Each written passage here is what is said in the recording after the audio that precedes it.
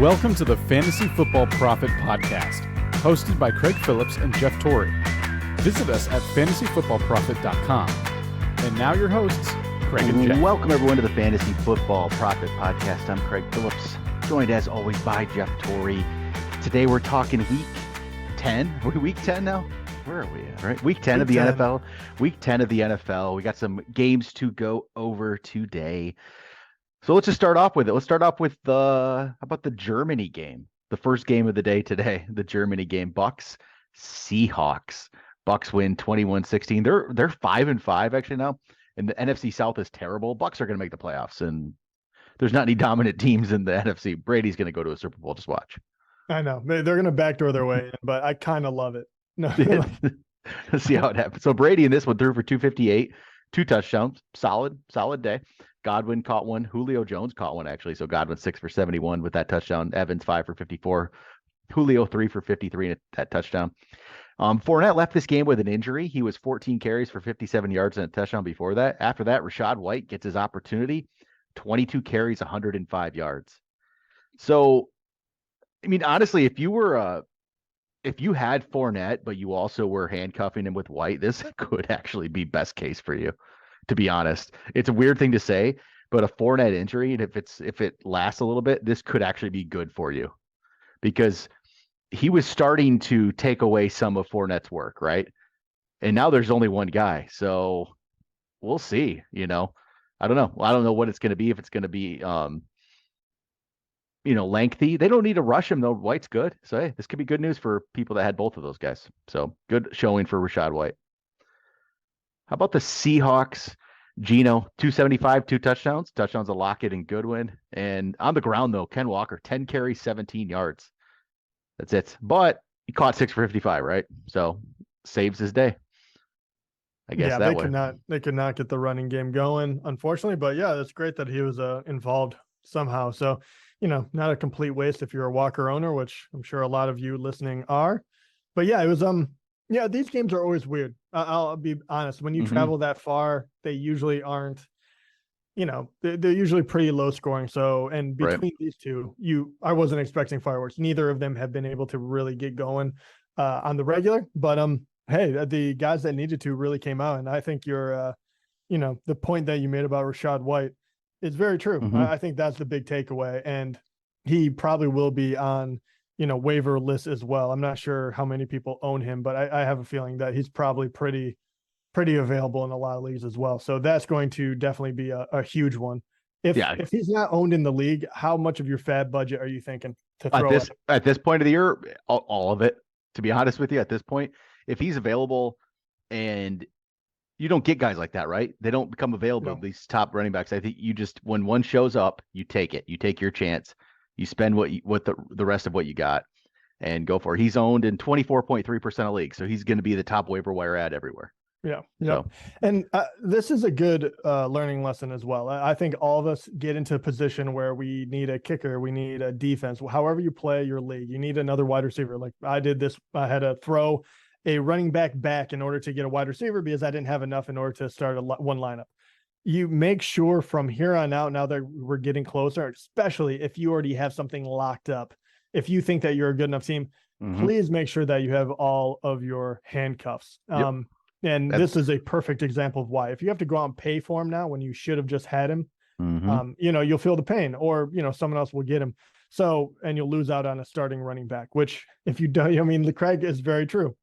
If you have both, this is a good thing because you want to make sure that you're kind of like one main guy, right? I want one main guy. I don't have to worry about it. When it comes back, it's a different story. That could hurt you. But if you don't have him and someone else is able to pull him off of the, waiver wire, then all of a sudden you're out a starting running back, period. And that one really hurts. So, make sure, and this is for everyone. If you have a Kamara, if you have a, Delvin Cook, if you have a, whatever it may be, make sure that you have the guy that would automatically fill in behind him. This is the time of the year to definitely get back and get into that mindset.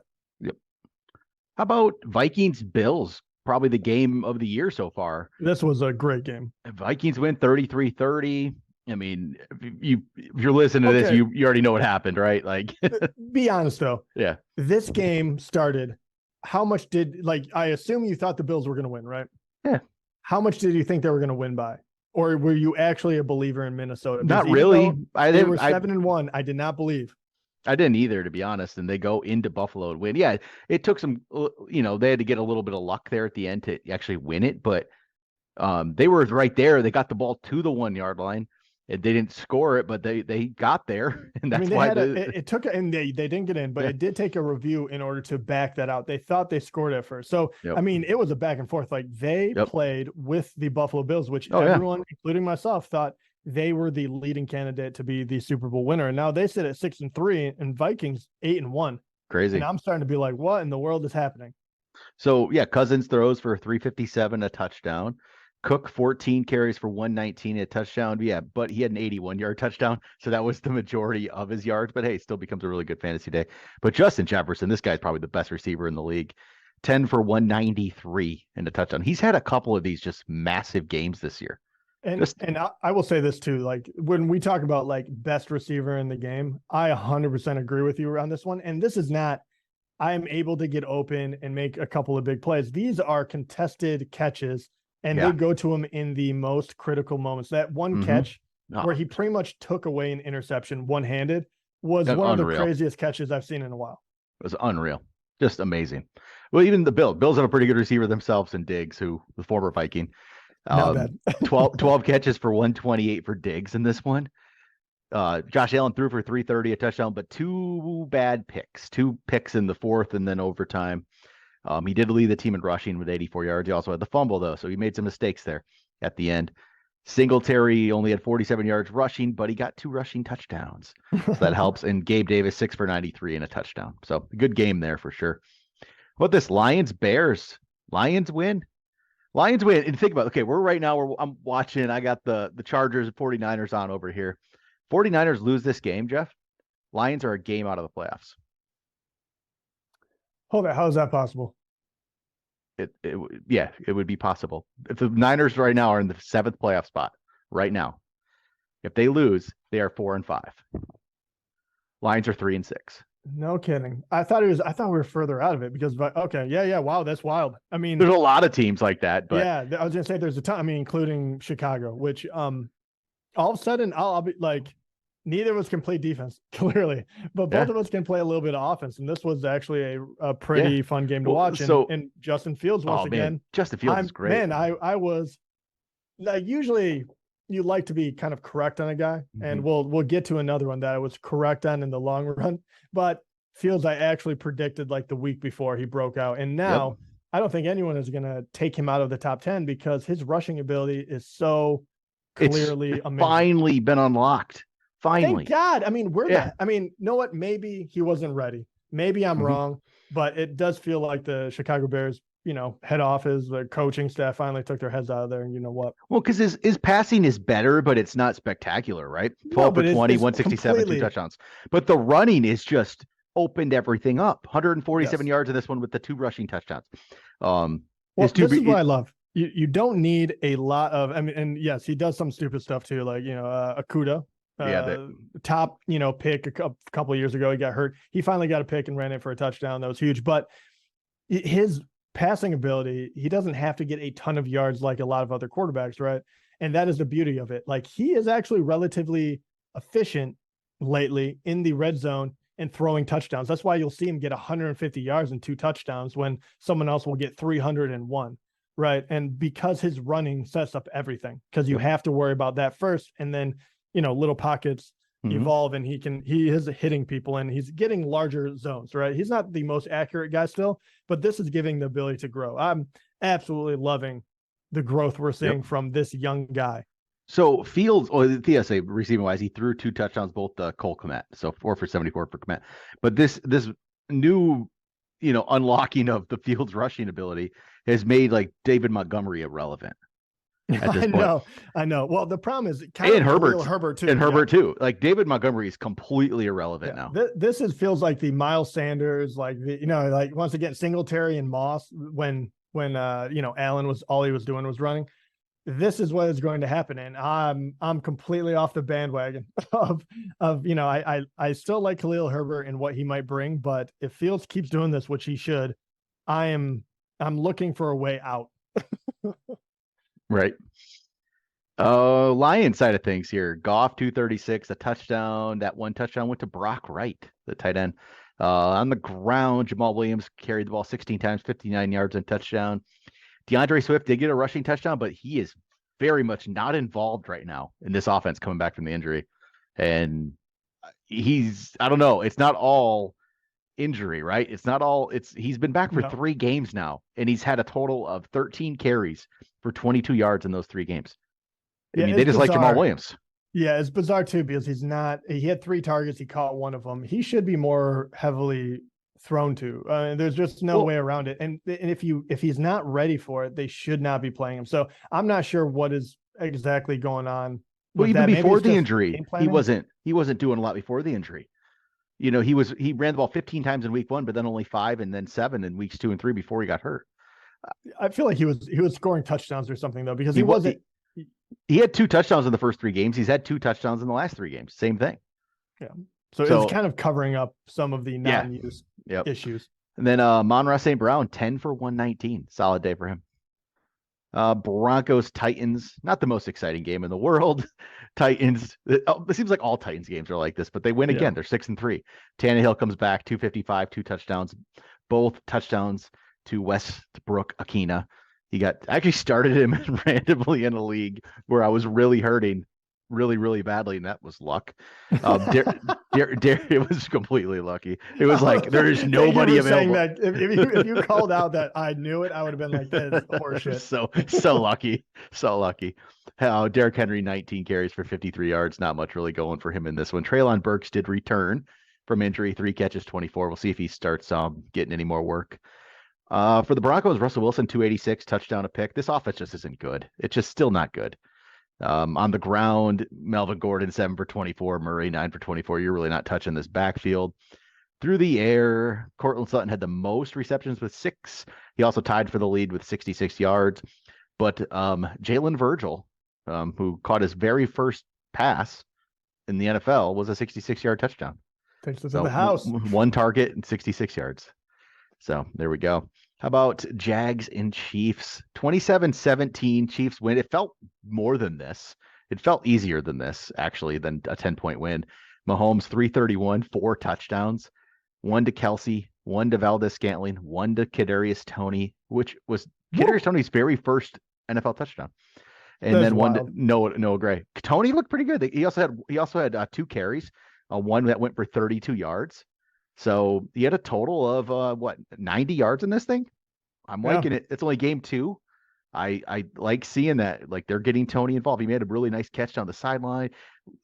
He's good. He is good. He's a very good player, and hopefully they'll keep unlocking it. Yeah, I don't know. I still will have no idea why he got tossed by the Giants, but whatever. Of course, Kansas City is the one that reaps the benefits, and hey, we'll keep hyping him because we're a big fan. We're big fans, obviously. And I hope you traded Clyde Edwards-Helaire early on in the year, because this guy doesn't play anymore. No carries today. Happened? Yeah, Pacheco is the guy. 16 carries, 82 yards. He's the main. Edwards-Helaire did have 2 targets, but no catches, no rushes. Crazy. Yeah. For the Jaguars, Lawrence, 259, 2 touchdowns. Both went to Christian Kirk, who was 9 for 105. ETN slowed down in this one, 11 carries, 45 yards, 3 catches, 28. So he didn't have the big game, but Chiefs are a tough team to play against. But you would have liked to see a few more yards for him, but wasn't quite there today. Yeah, but I mean, even for that, it does make me feel good because he's the only guy in town, and he was involved in the past in the rush. It just wasn't his day on a not a great team. So, yeah, I'm still very, very high on him. Yep. Dolphins win pretty easily. Go to 7-3 over the Browns, 39-17. Tua throws for 285, 3 touchdowns. He spread them around. 1 to Sherfield, 1 to Ingold, and 1 to Tyreek Hill, who was 5 for 44. Waddle was 4 for 66. On the ground, I mean, Mike McDaniel just brought back the old 49ers attack here. Yep. Jeff Wilson and Raheem Mostert. And that's what he did. Dude, this guy has to be loving life right now. Mm-hmm. It's just everything is coming up roses for this guy after he got Tyreek Hill. Dude, absolutely love it. What they're doing with everything. And I think this is a great move by him. It's going to make everything really rough because us people that had Mostert and was coasting and using him as a starter every week, that might change because it will turn into the 49ers. Who is going to get the touchdown? Who is going to get the bulk of the carries? Because Jeff Wilson got 17 today. 119 a touchdown. Looked good. And thank God he looked good. Yeah. And thank God Mostert got a touchdown as well. Because otherwise you would be contemplating like, oh shoot, who am I? Which way do I go? And all of this. And so I'm not sure where that's going to go. And I have Mostert, but I'm going to be monitoring that one to figure out if it's time to jump ship or what. A lot of people dropped Jeff Wilson after the McCaffrey trade, knowing Elijah Mitchell was coming back. Yeah, I didn't expect the trade to happen. Yeah. So, and it would to the perfect destination for him. Absolute perfect for Jeff Wilson. I mean, really, he's probably just running the same playbook. There's nothing he didn't have to learn anything. He could just jump right into it. And you also don't have to be the bell cow. You know that you're going to share it with, a few other running backs and just, be as good as you can be. So for the Browns, Brissett, 212, a touchdown. Nick Chubb, 11 carries, 63 yards, and a touchdown. He caught 3 balls for 18. And Donovan Peoples-Jones led the way, 5 for 99. And you got one of those Amari Cooper games, the 3 for 32. Yeah, they're always there. They're always right around the corner. You never know, and that today was one of them. All right, how about Giants, Texans? Giants go to 7-2. Just keep doing it. They're okay. Like, they're not dominating anybody. This is a terrible team they play, and they win by 8, but they keep doing it. Daniel Jones throws for 2 touchdowns off 197 yards. He threw one to Slayton. He threw one to some guy I've never heard of, Lawrence Cager. And on the ground, Saquon, 35. You don't see that number in the NFL anymore. 35 carries, 152 yards. I actually took his over today for a prop bet, 93.5 yards rushing. Like, the Texans are that bad. So 152 on the ground with 1 touchdown there. For the Texans, Mills threw for 319 and a touchdown. That touchdown went to Nico Collins. Dameon Pierce, though, keeps playing well despite the bad team. 17 carries, 94 yards, and 2 for 28 through the air. So he's good. There's going to be some games where he's going to really hurt you, though, because this team's going to get way down, and you just don't expect them to use him. So we'll see what happens. How about Steelers Saints? This was a barn burner. There's some bad games in the NFL these days. Like, there's some Vikings Bills finally gave us something really, really fun. There's been a couple. Lions Bears was fun. As a Lions fan, it was a fun game. Then you get like the Titans, like Broncos, and you get this Steelers Saints game. But whatever, right? Pickett, 199, no touchdowns, no picks. He's not fantasy relevant for you. No. Najee Harris, this is probably one of his better games of the year. 20 carries, 99 yards. It's funny, he gets one of his better games after there was talk earlier in the week. Tomlin said something about getting Jaylen Warren more of a look as the season goes on, and so Najee plays a little better, right? But Warren, he had 9 carries, 37 yards. He caught 3 balls for 40, so he had 77 total yards. But he's going to be involved, but Najee's still the guy. We'll see how that plays out. Deontay Johnson, 4 for 63. Pickens, 3 for 32. There's in Freiermuth, 4 for 36. There's a lot of names on this Steelers team, but there's just no one's doing anything right now. No. I mean, even Najee Harris, I can't fully endorse, and that and even with 20 carries, you're kind of like, whew, glad he had that 36-yarder. I mean, like, oh right, yeah. And you get a third of it. I mean, that's not a good sign. Well, and then for the Saints, it's ugly. Dalton, 174 and a touchdown. His touchdown went to Juwan Johnson. Kamara, 8 carries, 26 yards. He had 3 catches for 19, so this was a disappointing output. And Chris Olave, 3 for 40. So. Yeah, not good. Not good for today for the Saints. I'd like to see Jameis back out there. Yeah, I mean, he clicked a little bit better. And the Steelers, even though they have injuries, every once in a while they're still playing really good defense. So, Saints didn't get it going, but that's just what it is. They're not that great of a team this year, even though they do have some and both teams, honestly, they have larger names. But their offense just isn't going. So it really blows to watch someone like Najee or Kamara or, Johnson, whoever may be, just kind of be stuck in the mud. But that's just where we're at the moment. You kind of know that. Colts, Raiders, Jeff Saturday, never coached in the NFL before, and he gets a win in his first game. So there we go. That's to be great for Josh McDaniels for the Raiders there. And so Saturday comes in and he puts back Matt Ryan in as a starter because Matt Ryan does give them the best chance to win right now. He does. Like, Yeah, he does. So Matt Ryan throws for 222 and a touchdown. That touchdown went to Paris Campbell. And they run the ball with Jonathan Taylor. That's your recipe to win, right? 22 carries, 147 and a touchdown. That's what you got to do. Yeah, and I really do appreciate this because anyone that remembers Jeff Saturday, he was a very, very good lineman, and he is a very smart guy when it comes to football. So this is what I appreciate. You make him coach, and you're playing a Las Vegas team that only has 2 wins, and you don't try to outthink it, which is a very key element of looking like a smart coach. You literally just pound the ball. Put the veteran back in, and you pound the ball with the running Jonathan back. Taylor is going to be the guy that's going to get me the win. Let's not overthink it. Thank God. That's all you got to do. The Raiders, Carr, 248, 2 touchdowns, 1 to Adams, 1 to Moreau. Adams, another solid game, 9 for 126. Josh Jacobs, 21 for 78. He got a touchdown, but the Raiders go to 2-7. Not good. Nope. I mean, it's not a good sign when Chicago and Detroit is beating you.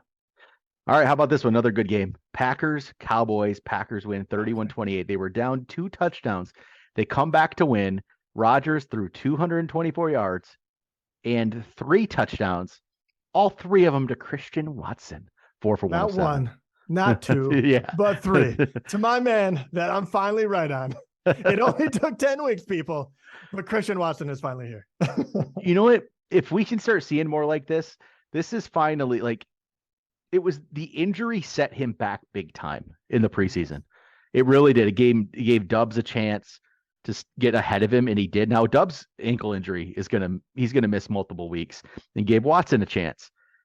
I mean, he was good. There's a reason why this guy was a 2nd-round draft pick. He has all the tools, and he showed it today. He's had a couple drops this year, a couple bad drops.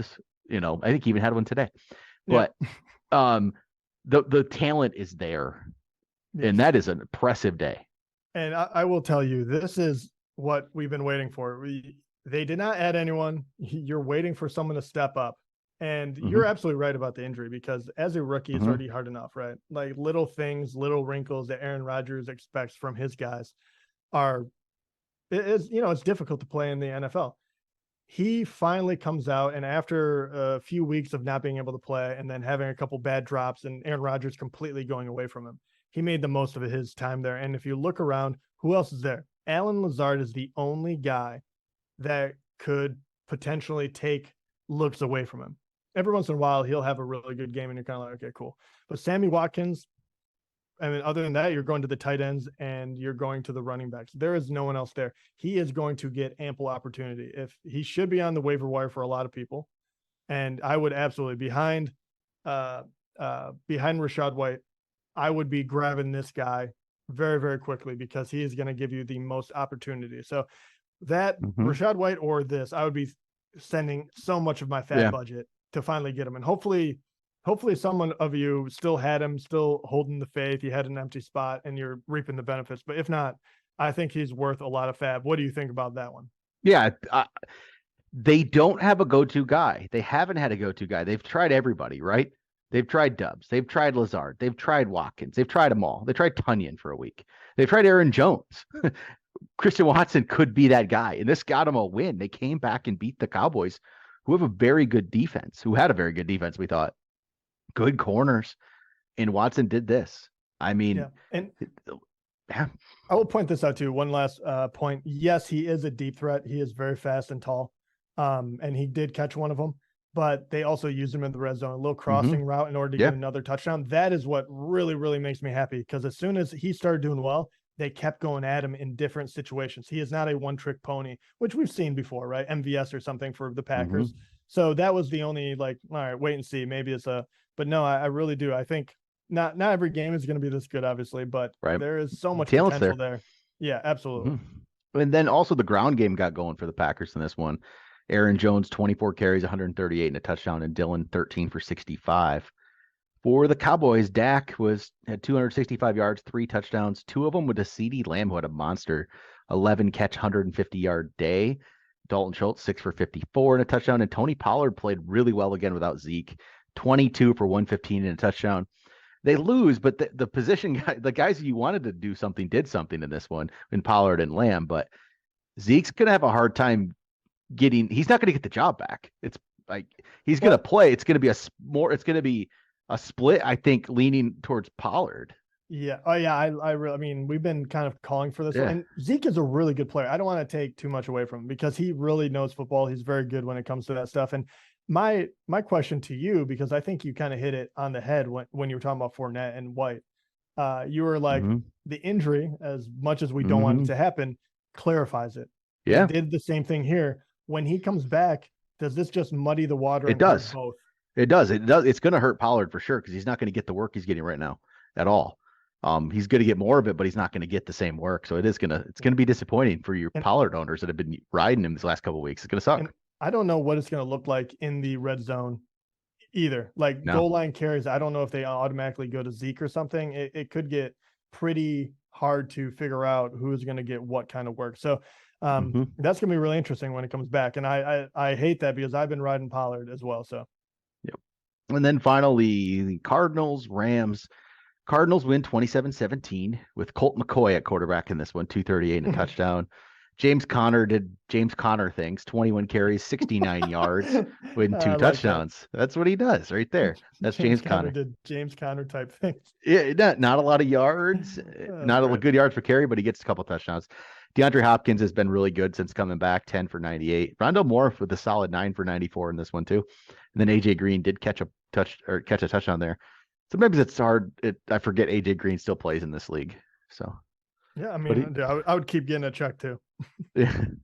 And then the Rams, no Stafford in this one. They go to 3-6. You know what's funny, Jeff? The Lions currently have the 11th pick in the draft. If the season were to end right now, the Rams have the 7th, and the Lions own that draft pick. This is our moment. Our moment. Wolford for the Rams threw 212 and a touchdown. Cam Akers led the way on the ground, I guess you could say, in a way. 6 for 22. Henderson was 6 for 21 and a touchdown. Kyron Williams was activated, the rookie, and he had 1 carry for 9 yards. He caught 3 balls for 30. It all happened at the end of the game. We'll see if he gets any more work going forward. Higbee, 8 for 73. Robinson, 4 for 44. Big news, though. Cooper Kupp, 3 catches, -1 yard. And then he gets injured, and it's an ankle injury that didn't look good. So it looks like, I don't know. We'll see. They think he's going to miss some time, but we don't know how bad. The latest I see says Kupp's expected to miss some time, but he appears to have avoided the worst case scenario with his ankle injury. What that means, I'm not sure. It seems like McVay initially thought it was a season-ending injury, but we don't know yet. But he doesn't seem like it is, but we'll find out. Yeah, not good, but there we go. That's it. That's it for week 10. There is finally some good waiver wire pickups, though. What we've been waiting for, right? There's a couple good ones if you need some players down the stretch run here, or get you a win.